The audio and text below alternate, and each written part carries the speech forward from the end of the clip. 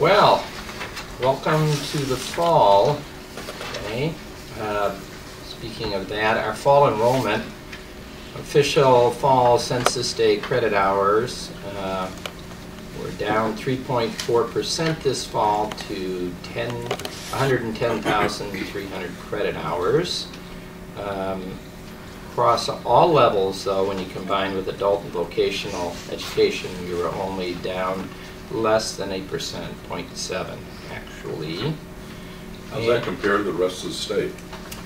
You know, I'd have to ask if any of you, Karen, did you have any numbers from around the state? I know some, the best I heard, I've actually heard a few colleges, the president said they were actually up in their enrollment, a couple of them, but most of them were down and much more than percent. So I don't know, do you have? Most of the credit hours were right around what we were at, 3.5%, 4%. So we were right in there with our peers, but there were some anomalies of ones that were flat. Yeah. I think the worst I heard was 7% down by one of the colleges. Yeah, But it might be worse than that, but that was the worst one I heard. And the best I heard was up at 3% or something. So sometimes those are smaller colleges too, so it's easier. I mean, we'll have more fluctuation. But I think we're pretty much in the ballpark with our peers, I think. And what we're talking about credit hours and decreases and increases, which is a very important topic for a Board of Trustees to talk about. There's been an opinion piece out recently. One of the co-authors was Richard Wagner, a longtime Illinois Board of Higher Ed Executive Director, who took the University of Illinois to task for advocating a large increase in credit hours and students. And I think it bears watching and bears reading to listen to that logic. Not that that is the path forward, but that there were some interesting comments in that opinion piece. And it's not necessarily the route to take, but it is something worth being cognizant of as we make decisions. Yeah, on that same note, Rich, back in May, I believe, the College of Lake County had a recognition visit by the Illinois Community College Board, and they come in to make sure you're doing things the way that you need to be doing that. And maybe it would be, has anybody seen the report for the College of Lake County? Has any of the trustees seen it? That would probably be a good document for the trustees to take a look at, because it goes back 5 years in history, and quite frankly, there's some quality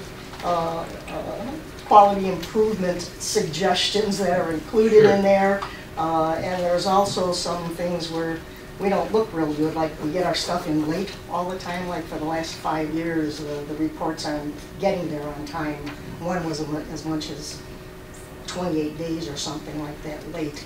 And I think it'd be good for us to know what kind of, do we need to implement some kind of strategy so this doesn't continue to happen, and take a look at the recognition report. That's our funding agency. Yeah, the ICCB approved our recognition last Friday.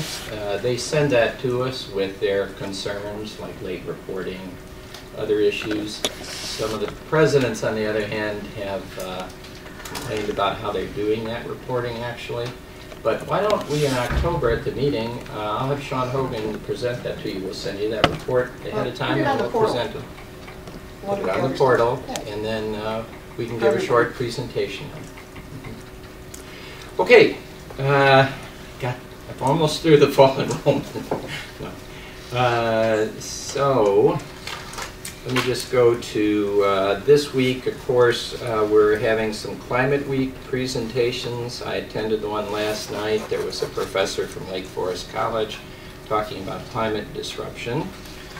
And there's one this evening, and tomorrow night there's one on careers in clean tech as part of that. I wanted to mention also that we just put in a proposal, not likely to get it funded, but I wanted to mention it because it was a proposal that AACC Pathways Project, which is done in conjunction with the major foundations like Gates and Lumina. But I think the really interesting thing about it was they're seeking 30 out of 1,100 community colleges who could apply for this. And we were at least in the ballpark to be able to have almost all the criteria that was needed in there to go ahead and apply for it. I don't know if we had that criteria all strong enough to receive it, but that's something we couldn't have done a couple of years ago. So I thought that was great. Kudos to the staff. And then so we understand they only looked at certain states for that project, right? well, they gave favorable look to about 7 states for that, because they've been working with 7 different states, right? But actually, I'm on the AACC board, and there may be some consideration also given to AACC. For other states. Yeah, for other states, right. Well, it's actually a series of institutions. Sure. Come up with a model for pathways, right? Correct, correct. Yeah. And then what we're hoping is there'll be a second round. We're hoping to try to be ready for that second round after the first one. So one of the other things I wanted to mention is we really now, and it was a little bit of a celebratory meeting this morning here at the College of Lake County for the Health Professions Education Consortium, which is led by Rosalind Franklin University of Medicine and Science. And there were presentations by our own staff, Maureen Robinson, for instance, and Sarah Stashkew, talking about our parts of that health careers pathways, which was all the way from the high schools, right, in with us, and then to colleges, and then if the folks want to go, they could go a number of college paths. Lake Forest, for instance, is in there. DePaul University, Northern, are all partners, so there's various health career pathways.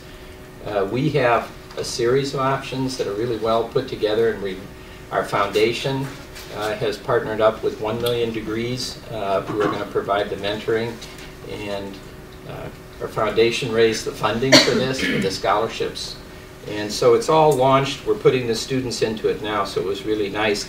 And this network itself, the Health Professions Education Consortium now is receiving some national recognition from the 60 by 25 network group. And I think they're being asked, and I think some of our staff will go out to Harvard. They're going to present on this model. So pretty nice, really, that it's all moving along. The next phase is the group's going to seek to launch further academies into other high schools, healthcare academies into some of the other high schools. Again, all that would feed together into our healthcare program. So it's all up and underway. The last thing I wanted to mention besides those pathways is that in the Community College Week, when they have the 100 top 100 degrees in various areas, guess who was number 25 in one-year certificate programs in the top 100? That's right. He ought to be trying. He guessed wrong. It's actually Harper College, but we're 20th. So okay. So we're 20th in the country in one-year certificates, really, and we think we're close to breaking in now into the top 100. We hope we're just off of there, the top 100 in terms of associate degrees. So we'll keep working on that. The number's going up in the right direction. So we're going to send Ender a note tomorrow. I'll make sure he saw that. So, okay. President Weber, yeah. I saw that in the newspaper, and what I was thinking that they're talking about just raw numbers. Yeah. It's all in raw numbers. Yeah. So that obviously the ones that are the highest, you're going to have your Lone Star, Miami-Dade, you're going to have the massive institutions.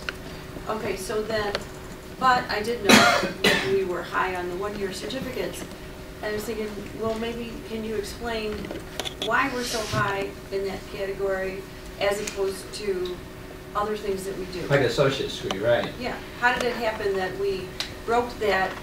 You know, we are not in the top 20 in size with some of the humongous schools that are out there that are multi-sites and all that. How did we get so high in the certificates in comparison to our AA degrees? Sure.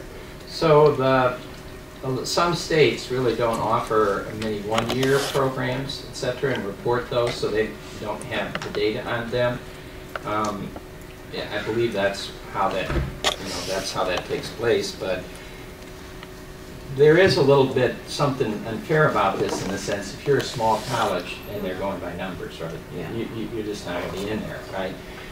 For our associate degrees, we've, I think as our completion rate goes up, as that graduation rate goes up, we'll just be awarding more of those. Our graduation and transfer rate, besides that going up, and with our auto award system we put in, and with all that we're doing now to emphasize to students to actually fill out the form and complete the degree before they transfer, I would expect us just to keep going up. If you look at Moraine Valley's in that top 100, you saw that, right? Moraine Valley, and we should be up there with them. COD? Yeah, well, COD is a lot larger than us, certainly, Right. so they're always going to be up there, but we should be up there certainly with Moraine and the others. Then the completion. Yeah. And as our completion rate goes up, and both our G&T rate, the graduation transfer, I'd expect that to go up too. A couple of other things that could Yeah. explain it. One, we have a large number of career programs. Yeah. Probably more than many community colleges. The other piece of that is we've been very intentional about kind of building ladders instead way, through our curriculum. So as Dr. Weber pointed out, even if a student is going for a 2-year AAS degree, they may pick up a couple of certificates on their way. Yeah. And a lot of colleges don't do that laddering really like we're doing here. And so, I think it's great. yeah, it is good because You're you building can go out. Yeah. credentials and gives them options at different points in the process, because somebody might need to stop at a certain point. Somebody can pick up later.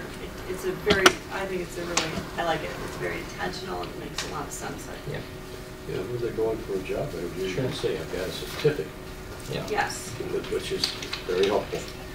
I saw something that reminds me of the question Yeah, that we're talking sure. about. So, I thought I saw something from my CCP. How many credit hours is our associate degree? So we can go down to 60 if ours is 64 now? They're kind of all over. I mean, some of them are 60, some of them may be 62 or 64. There may be one or two that go over the 64 limit, but not many. It would be unusual. I assume we're probably looking at that because we can't, the 60 is the threshold. Finish it. Yeah, you probably saw the AS that came through, the new AS. Oh, the Changes. AS, That's Yeah, I what it did. is. Yeah. Sure. Okay. Okay, Go ahead. that completes my report.